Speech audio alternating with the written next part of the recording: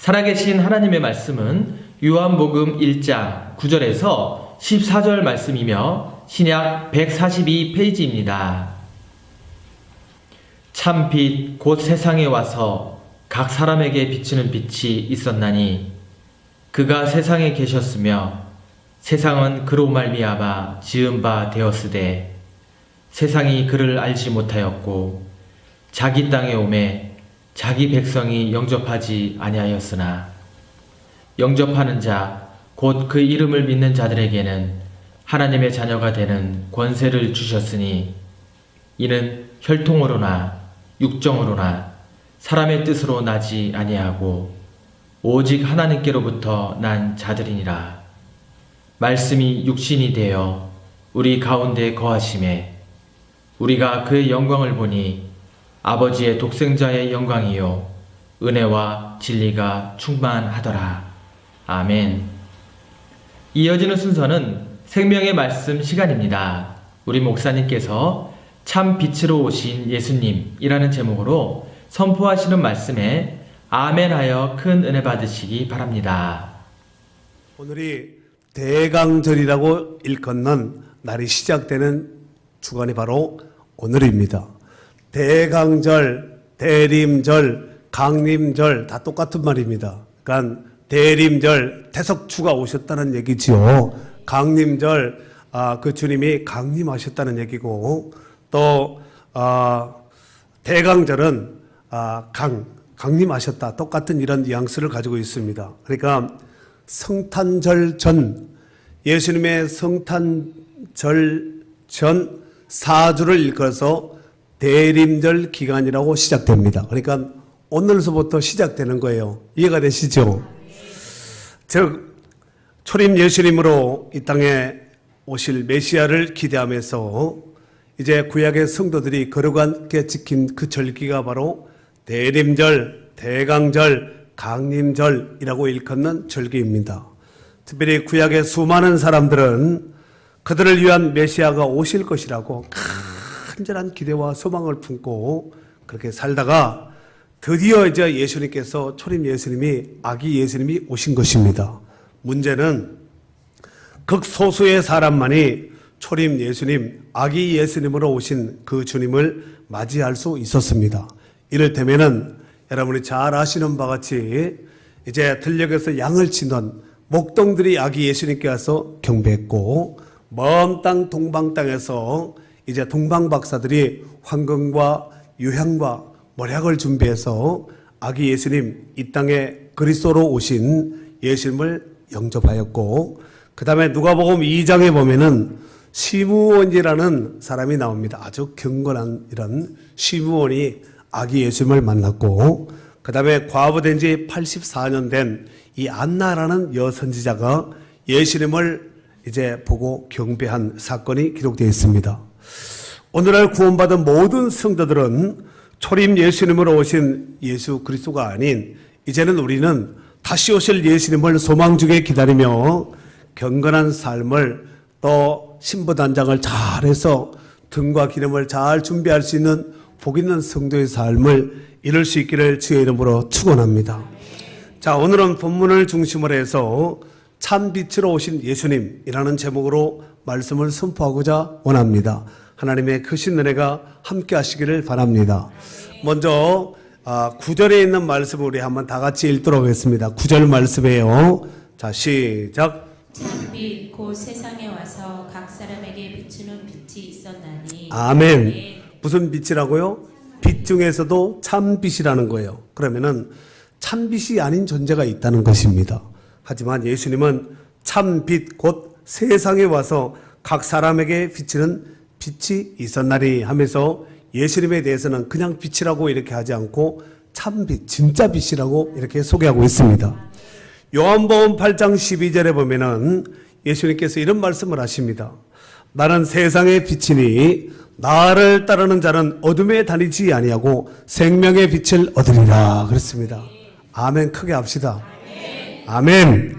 오직 이 시간 나는 하나님 앞에 예배하고 또 아멘 하여서 하나님 앞에 영광 돌리기 위해서 또 이 시간에 존재한다. 오직 말씀을 아멘으로 받겠다. 이런 각오와 작정으로 하여튼 아멘 타이밍을 놓치지 말고 또 은혜 가운데 아멘하여 하나님께 영광 돌리시기를 바랍니다. 사랑하는 성도 여러분, 예수님은 죄악으로 잠식된 이 어둠의 세상 이 땅에 생명의 빛으로 오신 분인 줄로 믿습니다. 하지만 그 당시의 사람들은 그 빛으로 오신 그 예수님을, 참 빛으로 오신 예수님을 알아보지 못했다는 것입니다. 그렇다면 왜 알아보지 못했을까요? 그 첫 번째로 어둠이 잠식하고 있는 죄악 가운데 푹 젖어서 빠져서 살았기 때문에 알아보지 못했다는 것입니다. 우리 5절 말씀을 한번 그 앞에 5절에 있는 말씀을 크게 같이 한 사람도 빠지지 말고 읽으라면 같이 읽으셔야 됩니다. 5절 시작. 빛이 어둠에 비치되 빛이 깨닫지 못하더라. 빛이 어디에 비쳤어요? 어둠에 비쳤는데 뭐가 깨닫지 못했다고요? 어둠이 빛을 깨닫지 못했다는 것, 빛인가 하고 알아보지 못했다는 것입니다. 여러분, 하나님을 떠나 죄악의 깊은 수렁에 빠져 살던 사람들은 빛으로 오신 예수 그리스도, 메시아이신 예수 그리스도를 알아보지 못했다는 것입니다. 여러분, 조금 전에 영상을 보았듯이 이스라엘 예루살렘 유대 땅에서 있었던 그 폭탄 테러 사건인데, 여러분, 이 유대인들은 거의 아마 부지기수가 예수 그리스도를 구주로 인정하지 않습니다. 다만 하나님을 인정할 뿐이지요. 그러니까 예수님이 하나님이다, 이게 뚫리지 않는 사람들이 바로 유대인입니다. 정말 참 안타깝지요. 성경을 들여다보고 있음에도 불구하고 예수님이 그리스도다, 예수님이 약속하신 그 메시아다, 이걸 깨닫지 못하고 있는 나라가 바로 이스라엘이라는 것입니다. 그러니까 이스라엘의 회복을 위해서, 이스라엘의 복음을 위해서, 복음화를 위해서 우리가 믿는 성도들, 복음을 깨닫고 예수 그리스도로 거듭나 하나님의 자녀가 된 우리 성도들은 꼭 기도해야 될 부분인 줄로 믿습니다. 심지어는 그 시대 사람들 뿐만 아니라 예수님의 가족인 동생들도 예수님을 그리스도로, 메시아로 알아보지 못했다는 것입니다. 그냥 한 배에서 태어난 형, 가족, 요 정도로만 알았다는 것입니다. 이러보건대 예수님을 구주라고 고백할 수 있는 것은 혈통으로나 육적으로나 사람의 뜻으로는 절대로 알 수도 없고 깨달을 수 없다는 것입니다. 다만 그 예수 그리스도를 믿고 영접하고 또 믿는 자들에게는 하나님의 자녀가 되는 권세를 주신 줄로 믿습니다. 그래서 요한복음 오늘 1장 12절 13절에 보면은 영접하는 자 곧 그 이름을 믿는 자들에게는 하나님의 자녀가 되는 권세를 주셨으니 이는 혈통으로나 육정으로나 사람의 뜻으로 나지 아니하고 오직 하나님께로부터 난 자들이라, 이렇게 말씀하고 있습니다. 여러분, 영접하는 자 곧 그 이름을 믿는 자, 영접하는 자가 곧 그 이름을 믿는 자들입니다. 그 이름을 믿는 자는 바로 예수님을 영접한 자입니다. 그러니까 영접하는 자 곧 그 이름을 믿는 자들에게는 하나님의 자녀가 되는 권세를 주셨다는 거예요. 아멘. 이는 혈통으로나 육정으로나 사람의 뜻으로 나지 아니하고 오직 하나님께로부터 난 자들이라는 거예요. 이게 바로 하나님의 가족이고 구원받은 성도인 줄로 믿습니다. 자, 두 번째로, 그렇다면 왜 그 시대 사람들은 예수님이 그리스도라는 것을 알아보지 못했을까요? 빛에 대해서 관심이 없은 거예요. 오실 메시아에 대한 대망, 이 간절한 소망은 있는데 그 오신 메시아를 첫 번째로 어둠 가운데 잠식되어 있어서 죄악 가운데 푹 쳐져 있어서 예수님을 그리스도로 알아보지 못했다는 것이에요. 그리고 빛에 대해서 관심을 갖지 않았기 때문에 알아보지 못했다는 것입니다. 우리 9절서부터 오늘 본문이에요. 9절서부터 11절까지 우리 다 같이 한번 읽도록 하겠습니다. 참빛 곧 시작. 참빛 곧 세상에 와서 각 사람에게 비추는 빛이 있었나니 그가 세상에 계셨으며 세상을 그로 말미암아 지은 바 되었으되 세상이 그를 알지 못하였고 자기 땅에 오매 자기 백성이 영접하지 아니하였으나. 아멘. 자, 여기 보면은 참빛 곧 세상에 와서 각 사람에게 쫙 비치는 빛이 있었나니 그가 세상에 계셨으며, 세상에 계셨다는 것은 좀 신학적인 용어로 미안해요, 선제성이라고 말해요. 먼저 계셨다는 거예요. 세상 창조 전에 이미 계셨다는 선제성. 그 다음에 그 뒤에 보니까 세상은 그로 말미암아 지은 바 되었으되 이 모든 세상이 그로 말미암아서 지은 바 되었다는 거예요. 예수님이 그리스도일 뿐만 아니라 예수님이 창조주 하나님이라는 거예요. 여러분, 성경에 예수님이 창조주 하나님이다, 예수님이 그리스도, 이게 안 뚫리면 성경은 안 뚫립니다. 유대인과 같이 이렇게 될 수밖에 없다는 거예요. 성경을 펴놓고도 깨닫지 못하고 무지무매함에 빠질 수밖에 없다는 것입니다. 여러분, 세상이 그를 알지 못하였고 자기 땅에 오매 자기 백성이 영접하지 아니하였다는 거예요. 여러분, 신기하지 않습니까? 자기 땅에 왔음에도 불구하고, 자기 민족에게 왔음에도 불구하고 사람들이 알아보지 못했다는 것입니다. 이는 마치 사사시대의 사람들과 너무나도 흡사한 모습이라는 것입니다. 그렇다면 사사시대의 사람들은 어떤 패러다임을 가지고 살았을까요? 사사기 2장 10절 말씀에 보면은 그 시대의 사람도 다 그 조상들에게로 돌아갔고 그 후에 일어난 다른 세대는 여호와를 알지 못하여 여호와께서 이스라엘을 위하여 행하신 일도 알지 못하였더라. 그러니까 하나님의 기적과 하나님의 표적과 하나님의 능력을 경험했던 모세나 여호수아 시대 때는 하나님이 광야에서 만나와 메추라기를 주시고 홍해를 갈라서 건넜고 또 광야 40년 여정 가운데 그들이 정말 발이 부르트지 않고 옷이 헤어지지 않고 반석을 두들겨서 하나님께서 생수를 마시게 하였고, 그렇지요. 그래서 이제 요단강을 갈라서 하나님께서 이제 가나안 땅의 첫 성인 길갈에 도착하게 하고 여리고성을 치고 아이성을 치고 가나안 땅에 들어가서 중부와 남부와 북부를 다 통일하고 이제 여호수아를 통해서 각 지파별로 땅을 쫙 분배하지 않았습니까? 그렇지요. 이 시대의 사람들은 하나님을 알았다는 거예요. 문제는 여호수아 뒤에 지도자가 없는 거예요. 그러니까 지도자가 있으면은 여러분, 하나님을 잊지 않도록 하세요. 모세가 광야에서 그렇게 외치고 또 가나안 땅에 들어갔던 이 여호수아가 그렇게 설파했던 하나님에 대해서, 하나님의 기적에 대해서, 지난날의 역사에 대해서 이미 그들에게 얼마나 많이 증거하고 외치고 선포했겠습니까? 그 시대의 사람들은 하나님을 알았어요. 문제는 그 시대의 사람들이 지나가고 다음 시대 사람들이 지나가고 그 다음 사람들이 계속 지나가지 않겠습니까?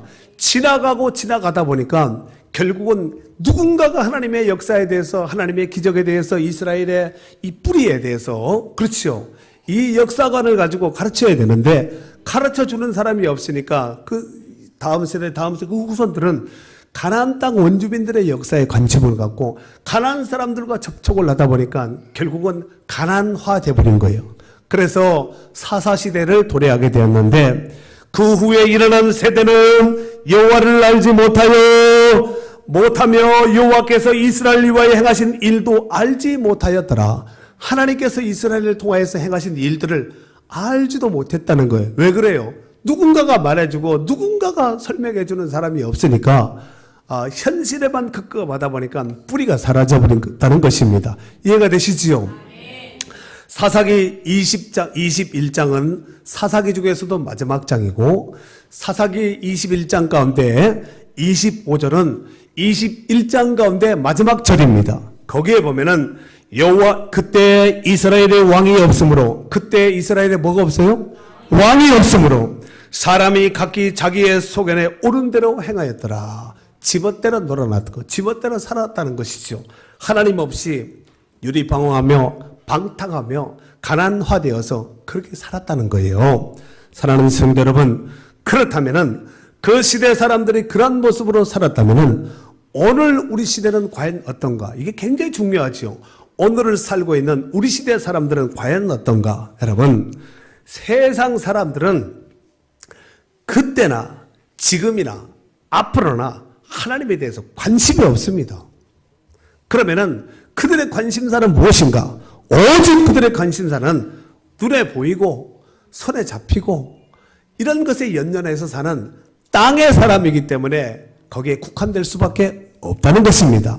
이런 사람들을 일컬어서 땅에 소속되어 있는, 땅에 연명하는 사람들을 향해서 예수님께서 아주 좋은 비유로 말씀하신 것이 있는데 그것이 뭐냐면은 마태복음 24장 38절 이하에 보면은 홍수전에 노아가 방주에 들어가던 날까지 사람들이 먹고 마시고 장가들고 시집가고 있으면서 홍수가 나서 그들을 다 멸하기까지 깨닫지 못하였으니 인자의 임함도 이와 같으리라고 그랬어요.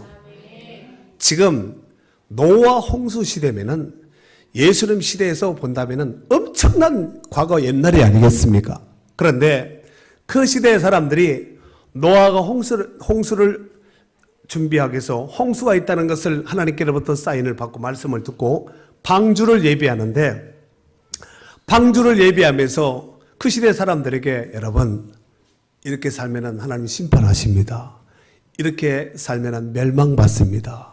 여러분 하나님 앞에 죄악을 버리고 죄를 버리고 돌아오셔야 됩니다 하고 회개하고 돌아와야 된다고 그렇게 설파하고 외쳤음에도 불구하고 농담으로 여기고 저 큰 배를 지어서 비 오지 않은 시대 가운데 저게 무슨 짓을 하는 것인가, 오히려 노아와 그 가족들을 이상하게 보았고 왕따시켰고 불편하게 여겼다는 것입니다.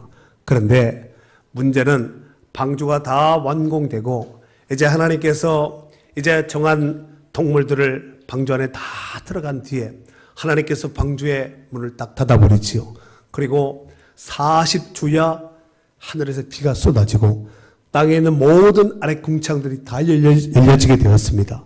천하의 높은 산도 다 잠기게 되었고 이제 그들은 심판을 받고 멸망받고 죽어가면서 아우성을 소리를 치면서 외쳤지만 그 가운데 방주는 둥실둥실 떠올라서 결국은 방주 안에 있는 사람들은 구원을 받았고 방주 바깥에 있었던 모든 생명체는 다 심판받아서 죽고 말았다는 것입니다. 여러분 이것이 바로 방주를 통하여서 보여준 구약의 심판 예언의 말씀입니다. 이 예언의 말씀을 예수님께서 인용하셔서 홍수전에 노아가 방주에 들어가던 날까지 그때까지 사람들이 먹고 마시고 장가들고 시집가고 그렇게 살았다는 것입니다.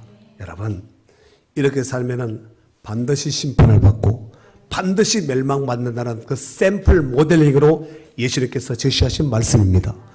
들을 자 있는 자는 꼭 들을 수 있기를 바랍니다.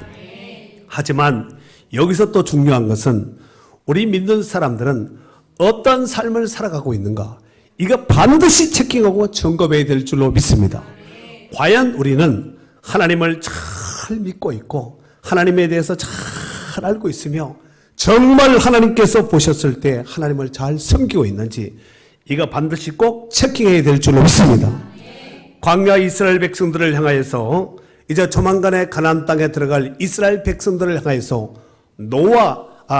모세가 이렇게 외쳤습니다. 신명기 10장 12절 이하에 보면은 이스라엘아 내 하나님 여호와께서 내게 요구하시는 것이 무엇이냐, 곧 내 하나님 여호와를 경외하여 그의 모든 도를 행하고 그를 사랑하며 마음을 다하고 뜻을 다하여 내 하나님 여호와를 섬기고 내가 오늘 내 행복을 위하여 내게 명하는 여호와의 명령과 규례를 지킬 것이 아니냐, 지켜야 되지 않겠느냐, 이렇게 말씀하고 있습니다. 여러분 우리가 마음을 다하고 뜻을 다하고 힘을 다해서 하나님을 섬기기도 해야 되겠지만 자기 행복을 위해서도 그 하나님의 명령과 규례를 지킬 것을 말씀하셨습니다.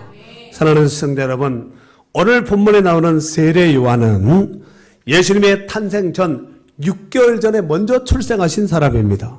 그런데 이 세례 요한은 이 땅에 와서 또 그의 사역이 무엇이었냐면은 예수님이 메시아됨을 알리고 선포한 사람이었다는 것입니다. 그의 사역에 대해서 오늘 본장 1장에 보면은 6절에서 8절에 보면은 세례 요한이 어떤 사람이고 세례 요한은 무슨 사역을 할 것이라는 것에 대해서 성경은 정확하게 명시하고 있는데 우리 한번 6절에서 8절까지 한번 씩씩하게 한번 읽도록 하겠습니다. 시작. 하나님께로부터 보내심을 받은 사람이 있으니 그의 이름은 요한이라. 그가 증언하러 왔으니 곧 빛에 대하여 증언하고 모든 사람이 자기로 말미암아 믿게 하려 함이라. 그는 이 빛이 아니요 이 빛에 대하여 증언하러 온 자라. 아멘. 자, 이 빛에 대해서 증언하러 온 자라고 이렇게 소개하고 있는데, 그럼 이 빛은 무엇인가? 아까 9절에 읽었지요. 참 빛, 곧 세상에 와서 각 사람에게 비치는 빛인 예수 그리스도.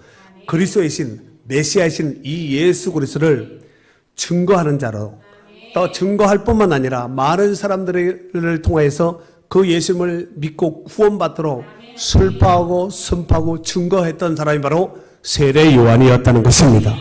사랑하는 성도 여러분, 당시 세례 요한의 인기는 어느 정도였냐면은 하늘을 찌르는 듯한 이런 기세였습니다.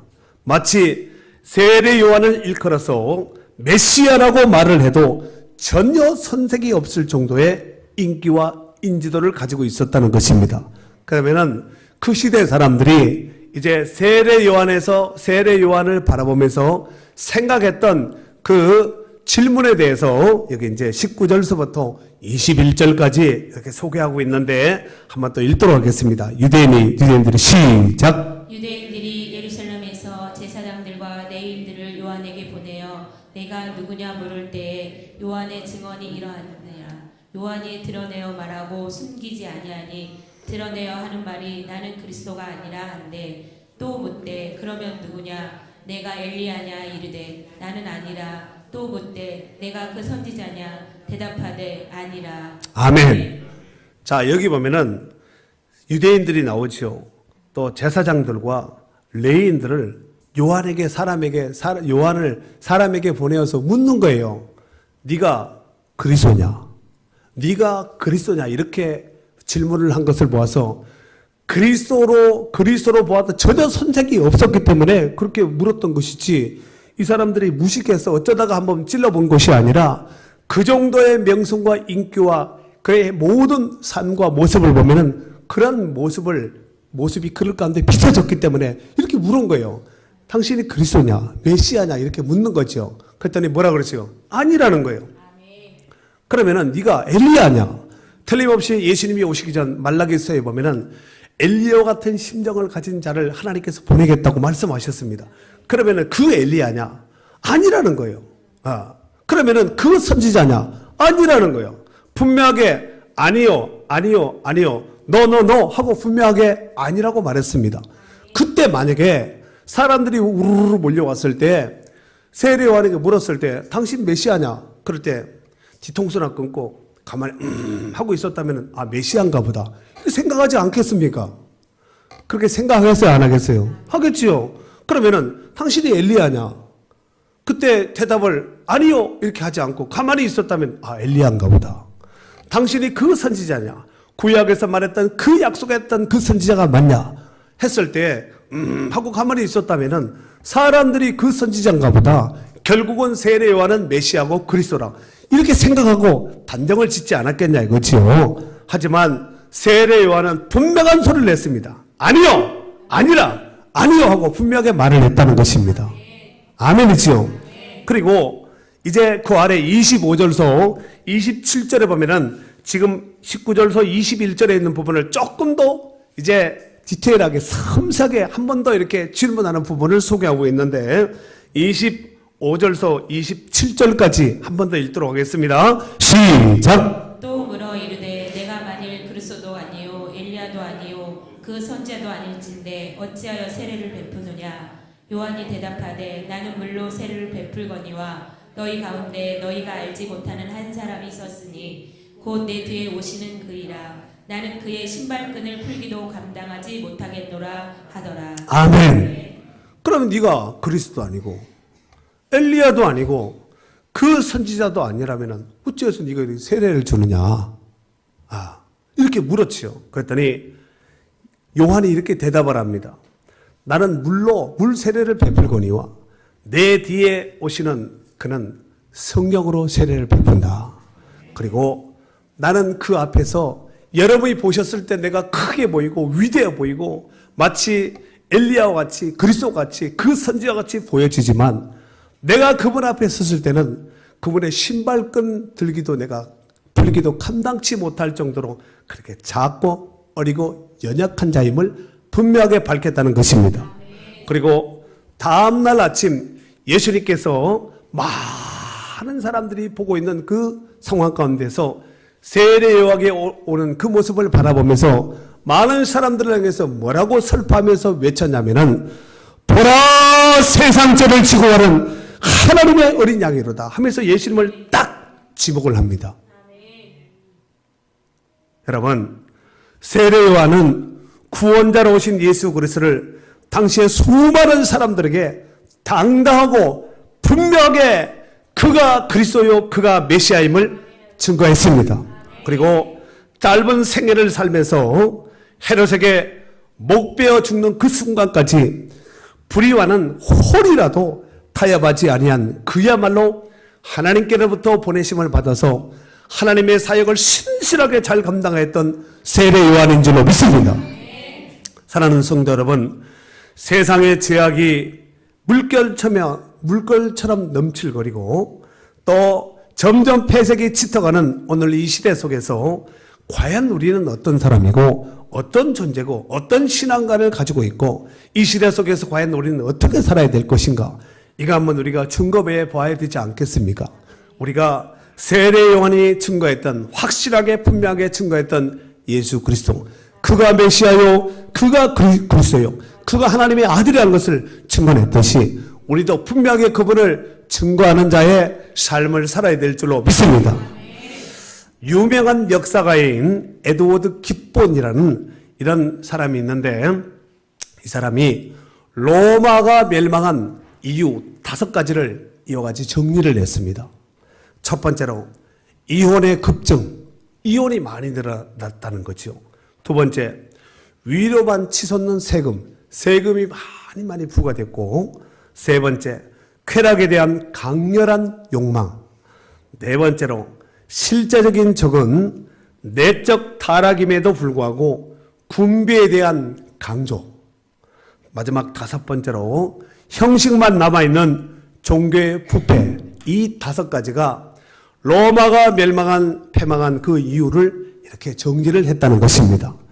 공교롭게도 고대 로마 제국의 그 어마어마한 화려한 그 명성이 있었던 그 로마가 멸망할 당시에 나타났던 그 징조가 오늘 우리나라에 그대로 재현되고 답습되어지고 있다는 사실입니다. 사랑하는 성도 여러분, 지금 우리나라의 이혼율은 상상을 초월합니다.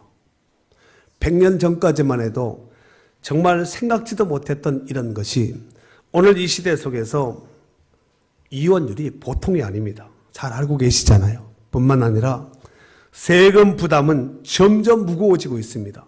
세금 부담이 많아진다는 것은 그만큼 써야 될 것이 많아졌다는 것이지요. 세 번째로 쾌락을 추구하는 사람들의 욕망은 그 어느 때보다도 강렬하여서 힘든 일 하기보다는 수입이 적더라도 편한 일, 좋은 일, 이런 일을 젊은 청년들뿐만 아니라 요즘 사람들이 그렇게 찾고 있다는 것이죠. 쉽게 말해서 산 뒤를 멀리하는 이런 입장이라는 것입니다. 그리고는 온갖 퇴폐 문화와 향락 문화는 불황을 모르고 계속해서 급증하고 있는 추세입니다. 더욱이 우리가 관심을 두고 봐야 할 부분이 바로 이 부분인데, 외부적인 적들을 막기 위해서 지출되는 이 국방비는 상상을 초월합니다. 상상을 초월해서 지금 지출되고 있다는 것입니다. 여러분 잘 아시다시피 미국의 트럼프가 이제 대통령으로 당선되었습니다. 이제 국정에 조만간에 이제 현장에서 지휘봉을 잡고 이제 진두지휘하겠지요. 그런데 그가 공약 사항으로 내었던 내용 중에 하나가 뭐냐면은 한국의 국방비 더 후과해야 된다. 지금도 국방비가 사실 만만치 않습니다. 하지만 앞으로 부과될 그 국방비는 어마어마하게 또 부과될 거예요. 그러면은 그 국방비, 쉽게 말해서 그 세금이 어디서 나올까요? 하늘에서 뚝 떨어질까요? 땅에서 솟을까요? 국민의 주머니에서 나올까요? 여러분의 주머니에서 나오는 것이거든요. 여기서 우리가 로마의 멸망을 통하여서 귀한 교훈을 우리가 얻어야 될 것인데 그것이 뭐냐면은 나라가 망하게 되는 적은 밖에 외부적인 것이 아니라 내부적으로 곪고 썩고 부패되고 타락되면은 결국은 나라가 망할 수밖에, 스스로 멸망할 수밖에 없는 거예요. 로마는 스스로 멸망한 거예요. 결국은 윤리적으로, 도덕적으로 이 타락의 정도가 가파르게 지금 곡선을 이루면서 아주 막 거의 직선을 이루면서 이제 진행되고 있는 것이 오늘날 현실의 모습이 아니겠습니까? 또한 에드워드 깁본이 말한 마지막 5번째는 우리가 꼭 주목을 하고 한번 생각을 해봐야 될 부분이라고 생각됩니다. 그 5번째가 형식만 남아있는 종교의 부패. 껍데기만 남아있다는 거예요. 무늬만 남아있다는 거예요.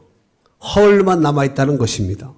여러분, 오늘날 기독교가 그 빛을 점점 잃어가고 빛이 바라져서 퇴색되고 퇴락돼 가고 있는 모습을 아마 저나 여러분이나 누구나 아마 믿지 않는 사람들도 그렇게 인지할 정도라면 우리는 말할 것도 없습니다. 여러분, 교회 건물은 크고 화려하고 웅장하게 계속해서 지어지고 이 안에 있는 시스템이나 모든 장비가 초현대, 초호화입니다. 우리나라는, 우리 교회는 초호화 정도는 되지 않지만 큰 교회, 대형 교회들 보면은 어마어마합니다. 그 장비들이 보통이 억 단위예요. 1000단위, 억 단위거든요. 여러분, 이렇게 화려하게 크고 웅장하게 그렇게 좋아지는데 한국 교회는 지금 빛을 잃어가고 있고 맛을 잃은 지가 오래된 소금과 같은 모습이라는 것입니다. 마태복음 5장 13절 이하에 보면은 예수님께서 이렇게 말씀하셨습니다. 너희는 세상의 소금이니 소금이 만일 그 맛을 잃으면 무엇으로 짜게 하리요? 후에는 아무 쓸데없어 다만 밖에 버려져 사람들에게 밟힐 뿐이니라. 소금이 맛을 잃으면 버려진다는 거예요. 버려질 정도가 아니라 사람들에게 막 밟혀버려서 길바닥에 버려진 소금은 밟힐 수밖에 없지 않겠습니까? 또 너희는 세상의 빛이라. 산에 있는 동네가 숨겨지지 못할 것이요 사람이 등불을 켜서 말 아래 두지 아니하고 등경 위에 두나니 이러므로 집안 모든 사람에게 비치느니라. 이같이 너희 빛이 사람 앞에 비치가요 그들로 너희 착한 행실을 보고 하늘에 계신 너희 아버지께 영광을 돌리게 하라 그랬습니다. 여러분, 하나님께 영광을 돌리게 해야 될 교회요 성도요 주의 종인데 과연 우리는 하나님께 영광을 돌리고 있는 소금인지 빛인지 영광을 위해서 영광을 돌리고 있는 복 있는 성도인지를 잘 분별해서 체킹할 필요가 있다고 생각합니다. 사랑하는 성도 여러분, 예수님은 세상의 빛이라고 말씀하셨습니다. 그러므로 우리도 세상 속에서 걸어간 빛으로 살아가야 될 줄로 믿습니다. 요한복음 12장 46절에 보니까 나는 빛으로 세상에 왔나니, 나는 뭘로 왔다고요?